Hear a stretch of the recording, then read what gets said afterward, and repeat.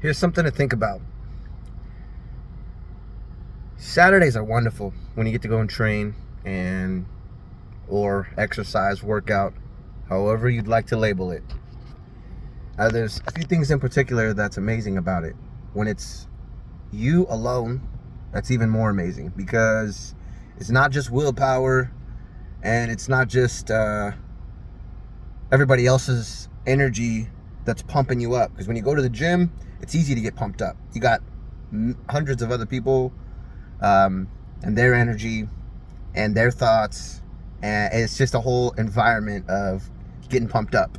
But when you're alone somewhere else, there's only a few people sometimes, if any. It's just you and complete focus. Now that's one thing. Here's another thing is, you start to see a lot of small wins when you're able to reset your mindset within your workouts and your training. This is something I learned probably back in 2017, and I kept pushing the issue about it. And anyways, the thing about it is that when you do a rep, I mean, it gets complicated after a while, right? Your muscles start to get to the fatigue mode, and it starts to burn. You start to feel that sensation that you need to stop because you can't go anymore. And sometimes it's either when you go to failure or you're just doing enough reps to where you got to get ready for the next round. Now, what is interesting is that every day in life, people do these things, but it's not the same. It doesn't look the same as a person that wakes up every single day and they go to a job that they absolutely say that they like, believe that they like it, but maybe it's not true. Maybe they're really not that happy, and it's okay. Doesn't matter how old you are.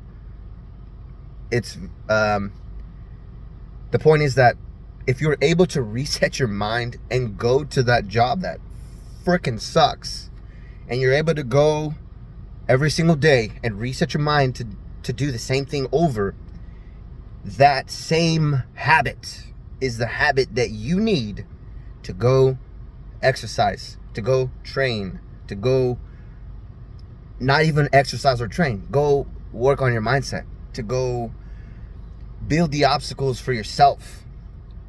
In other words, when you start to wake up a little bit, it's not about being woke. When you start to wake up some more and you're like, maybe I don't want to work for somebody. Maybe I just kind of want to have a little side hustle. Maybe I want to do other things.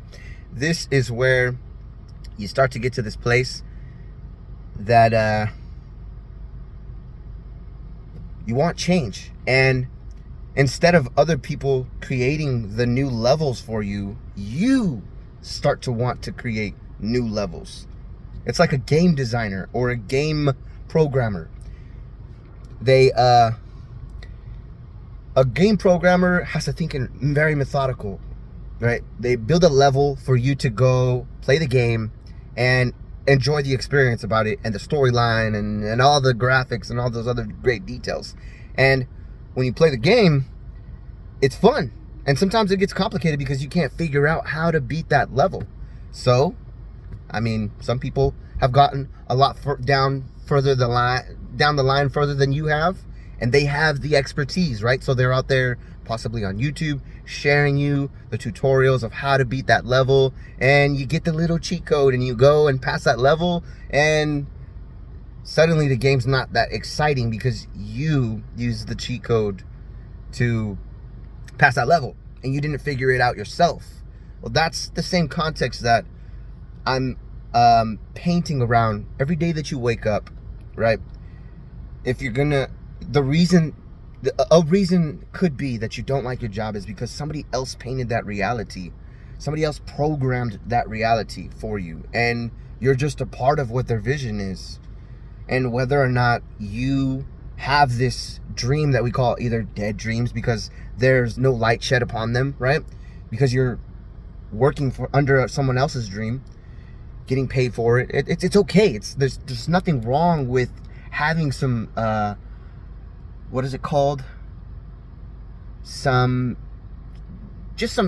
flowing income. Like, obviously that's a responsible part of being an adult, but at some point, when will it change, right? If you can't change it while you're working maybe 50 to 80 hours a week, where will you make time? How do you make the time to get to the places? It doesn't even have to be exercise. It could be taking a walk at the end of the day.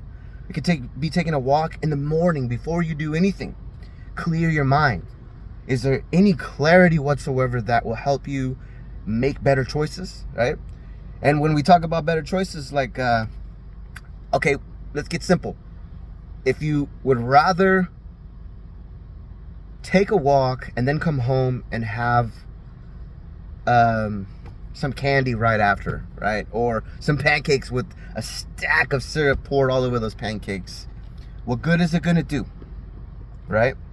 What good is it going to do for you? Weighing out those choices, if they don't touch your consciousness, why isn't it, right? And another thing that I thought about today was the reason I believe that I've started to see a lot of improvements in my own mental health is not just because of training, but because I've started to weigh out those kinds of things. What is this going to do for me? When someone is talking about, you can learn how to do this, you can do that, you can build this, you can build that, but in the end, what is your end result?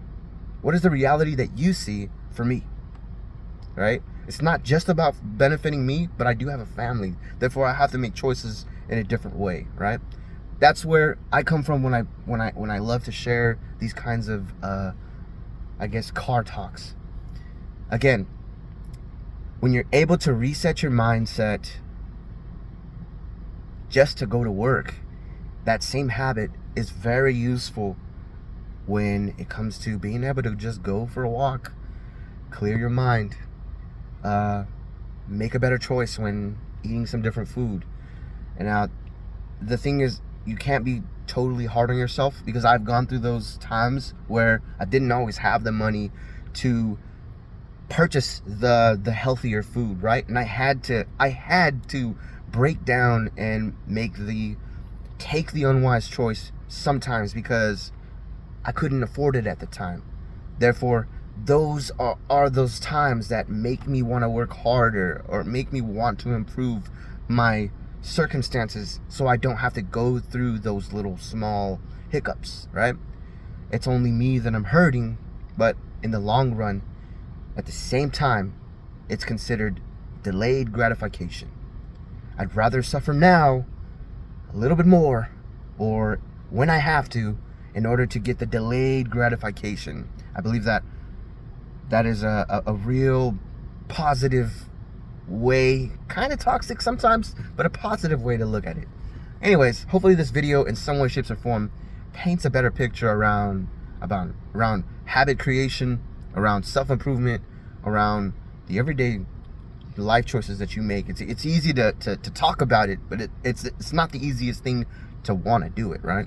Or to keep doing it, to keep wanting to maintain what you've built. With that said, I'll see you next time. Hopefully this video reaches your heart and your soul in a very positive way.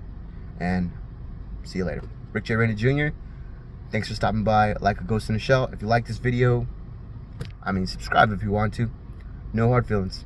Peace out.